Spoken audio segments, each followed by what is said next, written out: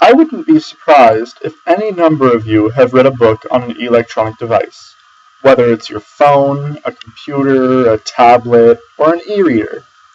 It's become very popular recently, what with the advances technology has made. But did you know the first e-readers actually hit the market in 1998? And since then, e-readers have had a massive impact on everyday media. I thought the idea of e-readers and their modern influence was extremely interesting, which is why I took it upon myself to delve into the ever-increasing digital world of books. Through a lot of internet browsing and first-hand experience, I discovered how e-readers are affecting our media intake, as well as our schools. I learned that e-readers are streamlining the way we think, giving us whole novels or textbooks in digital form. I also learned that e-readers are effective alternatives in schools. E-readers are a small advance in the way of technology, all things considered, but such a small step in technology has paved a new path of thinking that will more than likely affect us all in some way as e-books become the new popular medium.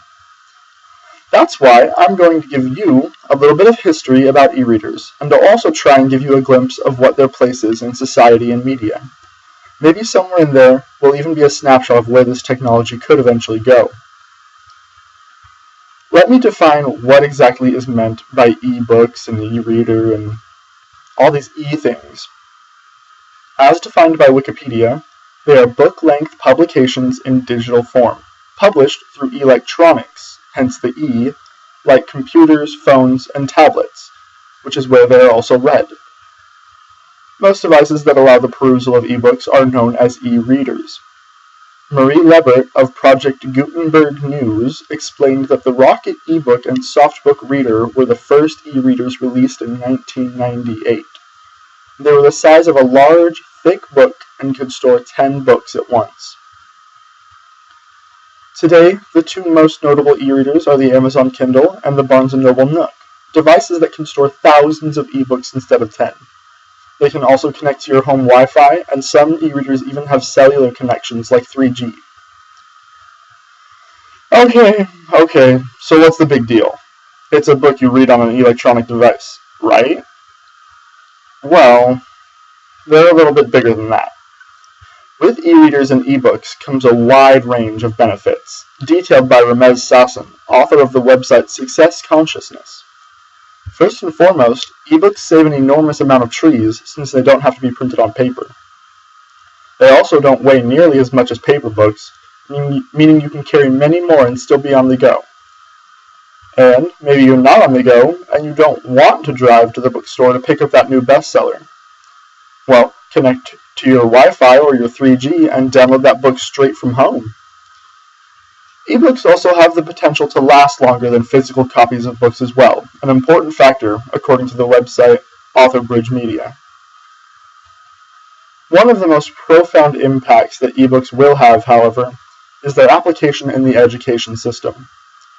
Through the research of Jeremy Wrinkle, a school teacher in Texas, I found that these devices can be extremely beneficial to schools for a variety of reasons. Regular textbooks have continued to become more expensive throughout the years, not to mention many public schools have been receiving budget cuts. Some schools have begun implementing e-readers for reading novels, informational texts, and short stories, many of which can actually be downloaded for free. E-readers have built-in dictionaries that can be used at any time while a student reads, which teachers can use as an effective strategy for teaching vocabulary.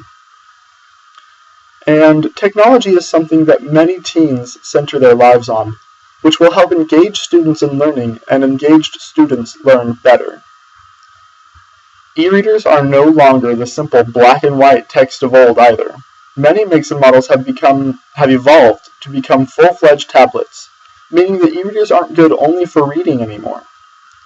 This is a perfect example of how technology helps converge all aspects of our life: entertainment, media, and education. E-reader tablets can be used for things like surfing the web, playing games like Angry Birds, or even watching entire movies. The newest model of the Amazon Kindle, the Kindle Fire HD, is one such example. It can do all of these things, as well as connect to Wi-Fi or 4G LTE cellular data.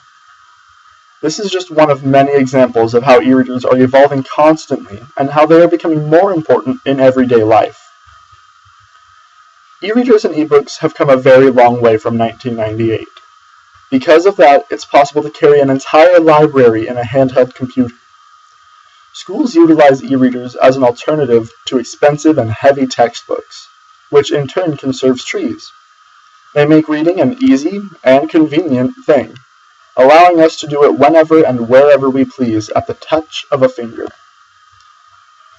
From learning vocabulary to studying Shakespeare to taking an adventure through Middle-earth, e-readers continue to be effective in media and society. And now it's even possible to not just read books, but watch movies on them as well. This technology will continue to advance, allowing us to download books on the go, or pull up a textbook at a moment's notice during a lecture. But who knows where else it might take society? In today's world, there is literally almost no limit to what ebooks and e-readers might mean for media and education.